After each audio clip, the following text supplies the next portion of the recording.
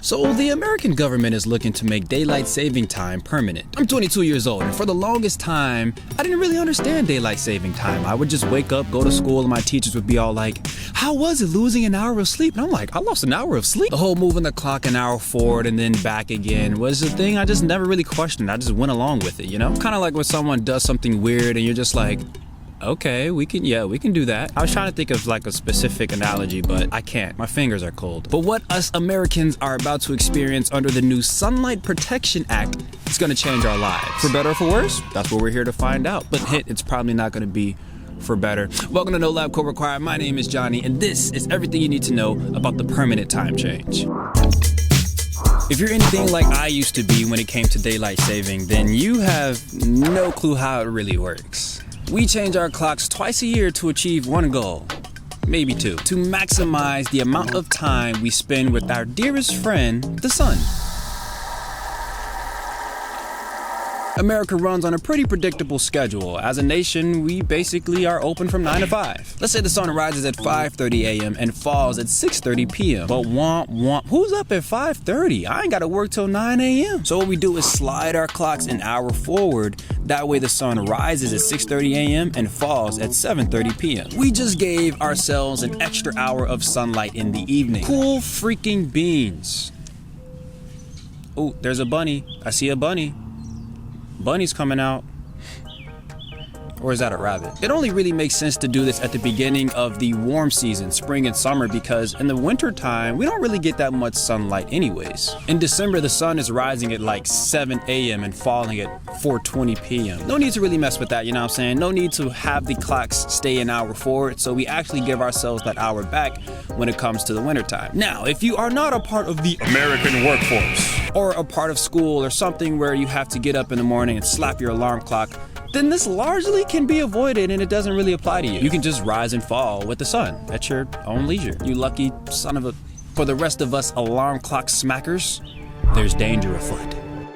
You've heard about the horrors of us switching our clocks an hour forward every year. Accidents go up, companies lose tons of money because productivity falls, heart attacks, surgical mishaps. Everybody's angry for no apparent reason. And if you ain't heard, now you heard. Risk of psychoactive substance use, immune dysfunction, infection, strokes. It sounds like I'm just listing bad stuff at this point.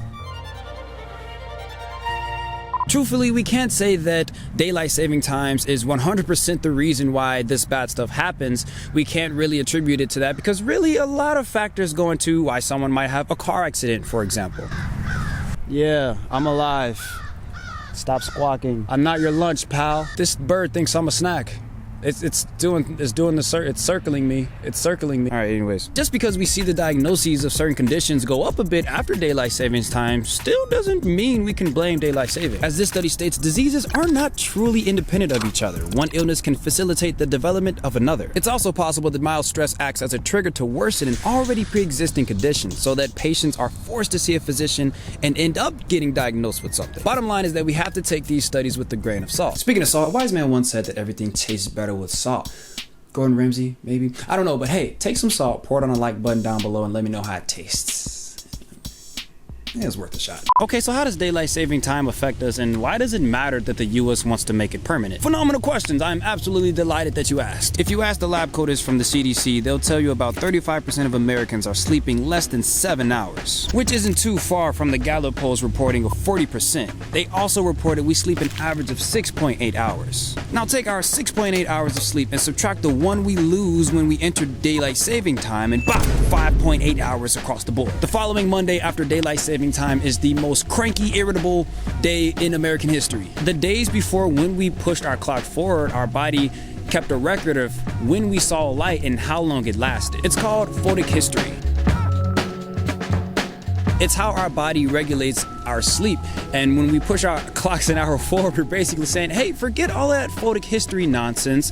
We're gonna reset. It's like giving ourselves an acute case of jet lag. Actually, we have a name for it. Social jet lag, the misalignment of our biological circadian clock and our social clock. Allow me to break this down for you. Our physiology operates on a cycle. The term circadian just means of 24 hours. All of us have a circadian rhythm, a pattern that we've adopted day in and day out, that we constantly repeat. And we're not talking about an external activity or habit, you know, every every day after 1 p.m. after I eat my salami sandwich, I take a 15-minute nap. Nah, we're not. We're talking hormonally. Our body releases certain hormones at a certain time and suppresses them at a certain time. Again, this happens on a cycle. Okay, but how does the body know when to do these things? Light. Light is the #1 contributing factor to our circadian rhythm.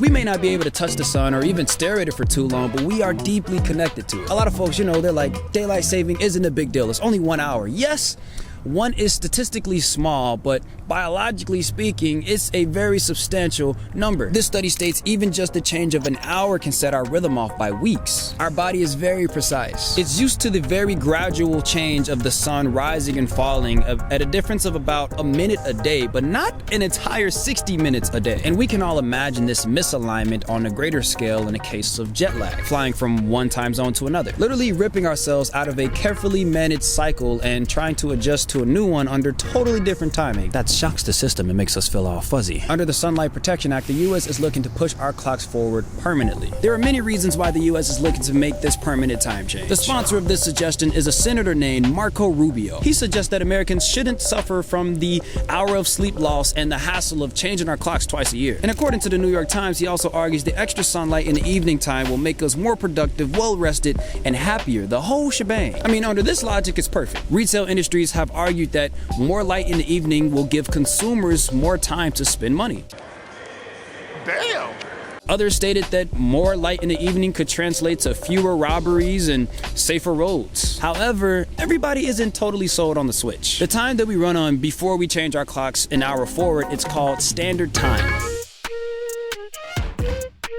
Those that are not in favor of a permanent time change just suggest we use standard time year-round. See, we all agree that it's time to stop changing our clocks twice a year. It's just a matter of if we want to keep standard time year-round or make daylight saving time the permanent standard time year-round. But then, Johnny, is it really a big deal when our bodies just adjust to the permanent time change? I mean, well, yeah, theoretically, yes, because it only takes us a few days to adjust and get over jet lag, and it might just take us, theoretically a few weeks to get over permanent daylight saving. What we have to look at here is the continual dissension between our biological circadian rhythm and our social clock. For example, if we enter permanent daylight saving time sometime in January, the latest sunrise in New York will be at 8:32 a.m. Imagine it being dark at 8:30 in the morning. See, it sounds crazy, right? But that's the power of our social clock. We aren't changing time, we're just changing how we operate within it. That's our 9 to 5. For the sake of our physiology and the timing of our hormones, it'll make the most sense to have our social clocks align in the best way that we can with the rising of the sun and the falling of the sun. All right, I gotta move. I think I'm trespassing. This is why this act is getting pushed back in the first place, is because it seems to disregard our circadian rhythm. It just seems like an act that's being made on loose reasoning, or as I like to call it, the rule of willy-nilly. We could just change time all willy-nilly. We be good. It's all right. And this is the part I've kind of held out on telling you. We've done this before. That's right, my guys and gals. We've tried permanent daylight saving time in the early 1970s. We did it as an experiment for 2 years in an attempt to try to save energy, and it was aborted before the 2 years were even up. And some of the loudest protesters were moms who were kind of up in arms about their kids going to school in the dark. Thank the heavens for moms. Like this video if you haven't already. As of today, this recording, the Senate has already passed the Sunlight Protection Act. We're just waiting on the House of Reps and the President. That's it for me. I'm gonna get about y'all way.